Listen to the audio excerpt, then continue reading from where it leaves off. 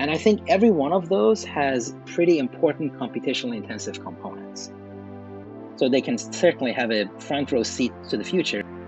With the possibility of something that could really break out into everyday life.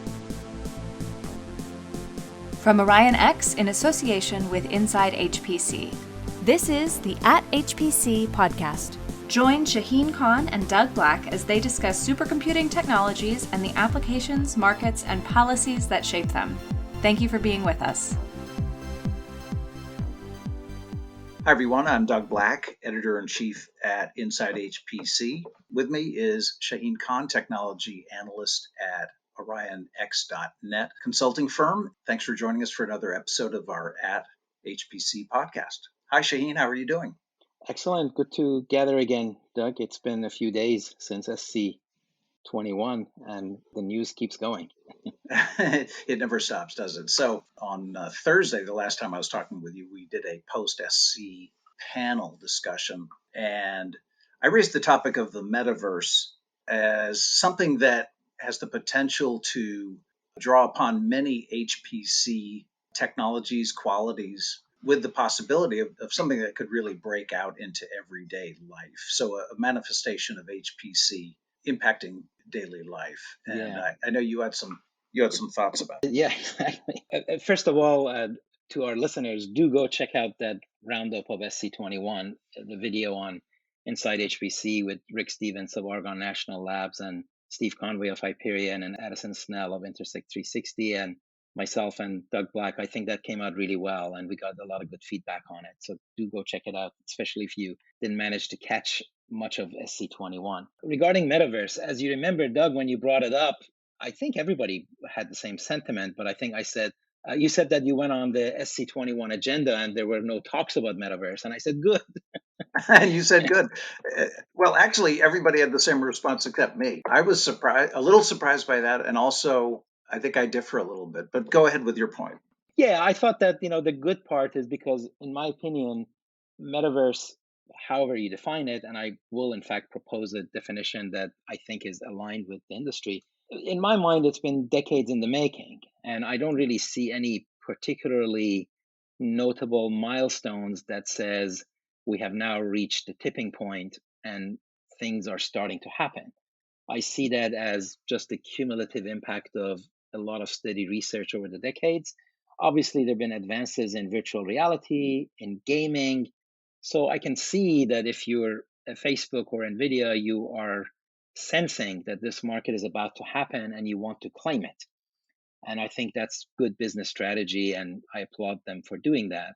However, I don't quite see the demand side of it to be there yet. I think this is why I called it highly aspirational at this point. Right. But I think, especially in advanced technology, a big part of it is anticipating markets before they happen and working toward them. You take a company like NVIDIA, I think Jensen's been quite impressive on the visionary side of things. Now, if he didn't really believe that the metaverse is going to become a practical reality, I'm not sure what the benefit to him would be of touting it so much. Yeah, fair enough, fair enough. First of all, these guys, of course, are intimately familiar with all the great work that's happening in their labs and in their engineering departments. So they can certainly have a front row seat to the future, if you will. And the kind of money that's being invested in this by the likes of Facebook and other players, Roblox and the gaming industry, et cetera, makes it look like that something is bound to happen, that this metaverse thing will happen simply because of the magnitude of investment that's being put on it, right? But then, when you say metaverse, the way I see it, and maybe this is part of a definition, is that we've gone from living side by side with the digital world to now wanting to live inside the digital world and going towards a place where you have a coherent blend of physical and digital that seamlessly moves from one side to the other one. So, if you think of it as a science fiction kind of a thing, that does feel like it's ways out.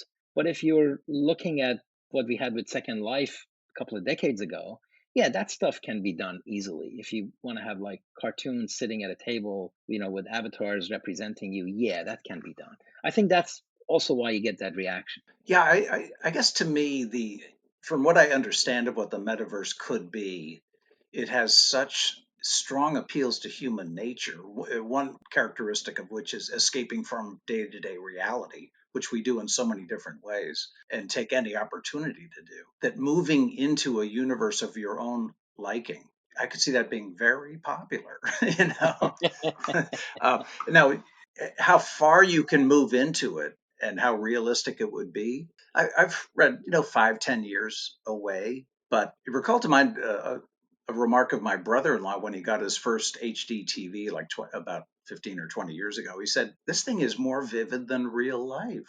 You know, Yeah, that's true. Yeah. and if a metaverse kind of a phenomenon can be developed that is not only more vivid or realistic than real life, but also more to your liking, on the commercial side, on the consumer side.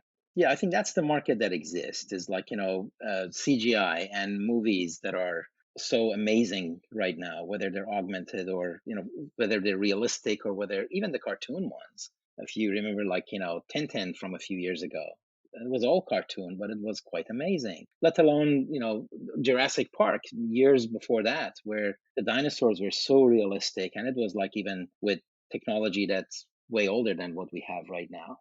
So I think there are definitely services. Maybe that's a good segue into how you might segment the market, because there's definitely services that take you to your imaginary world, and gaming is that, and movies are like that, where you're immersed into your own experience and you're sort of away from real life. But then what's in it for these companies that do it is, number one, data. Everybody wants data, and especially companies like Facebook and Google and others that have already moved to a data economy, so to say. And you need data because, well, that supports advertising. It supports kind of the intimacy of understanding your customers and clients. But it's also services. And those services are for commerce, either because they are selling something to you or because they're enabling you to sell something to others, in which case you kind of become a commerce platform. So those are really important motivations in my mind. And if you're a Facebook and it's too late to do a handset, and it's too late to do a thermostat, and it's too late to do a doorbell,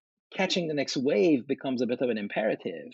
And virtual reality goggles and metaverse and just sort of a gaming stuff can become a very attractive thing for you to claim right now. A data harvester, you might say. Definitely a data harvester. I think that's a great way of putting it. Yeah, Yeah. it's almost a vehicle, exactly, for gathering data. Yeah, that's a really interesting point. Now, then there's industrial metaverse. I think with emerging or potential technologies, we tend to talk mostly about the consumer market, but where it could really dig in and gain traction could be on the industrial side. And some of the reading I did today was talking about very complex business settings, factories, power plants, where the initial phase would be you can see everything that's happening everywhere and track everything that's going on and zero in on problem areas that you want to be on top of. But then there could be this layer of simulation on top of that. So once data's been gathered about your whatever ecosystem that you're managing, then you could start simulating different management decision Hmm. scenarios and work out the right strategy to Right. pursue. And that, to me, now that's really HPC-ish. If you're talking about, as you would say, physics-based simulation over on top of this metaverse kind of capability. In fact, gaming has already gone to physics-based simulations because they want the game to be realistic. And in fact, a few years ago, there were even specific chips that were being designed that were doing physics-based simulation faster for gaming specifically. But what you mentioned with the industrial simulation, what was called digital twin just a couple of years ago. And General Electric was the poster child of that, with the digital twin of their jet engines and how they would use that, plus IoT and the data that you would gather from the field to do predictive maintenance. And if your jet engine was being used in one geography compared to another geography, it would have different kind of wear and tear. So, and then simulating that would be a very important part of it. Of course, in AI, simulated data is now becoming even more important than before, because you need a lot of data and you don't have actual data, you need simulated data. And that simulation needs to be realistic, and you can't have it realistic without using HPC and physics. So HPC, I think, making its way into all of this. And of course, like we said on the video roundup, there's a bunch of stuff that has been ongoing in the HPC world for a very long time as well. So there is a lot of institutional knowledge, so to say. Yeah. So, with all respect, Shaheen, Yeah. I think I'm going to differ. To me, this has so much potential and appeals at the consumer and on the industrial side. That we might not have this fully realized capability that is currently being bandied about, but I think some degree of it will be there, highly interactive, highly realistic, with analytical and simulation capabilities. No, you're absolutely right. I think the direction is unmistakable. But if you look at it, what is like Metaverse? To me, this is Project Holodeck, but it's more than Holodeck because it's not like you have to enter the Holodeck room to have that immersive experience. That may be like the next step. But eventually, like I said, I think it's going to be a blend of digital and physical that is with you all the time, that you're always Mm. living in an augmented reality world with all the devices and data that you have around you. So to me, one part of it is immersive graphics and visualization. The second part is physics-based simulation. That includes gaming. The third part is AI, and that includes, of course, what I call high performance AI and deep learning and the need for massive data, etc. The next one is commerce, and commerce actually leads into cryptocurrencies as well. Finally, it's like you mentioned earlier, 5G. And I think every one of those has pretty important computationally intensive components. Some of them are pretty obvious, like immersive graphics, physics-based AI. Crypto and 5G may not be so obvious, but crypto really is quite computationally intensive for hashing and cryptography. And 5G, things like MIMO, the multi and multi-out aspects of it, and several others are really computationally intensive, including like the need for 3D partial differential equations sort of.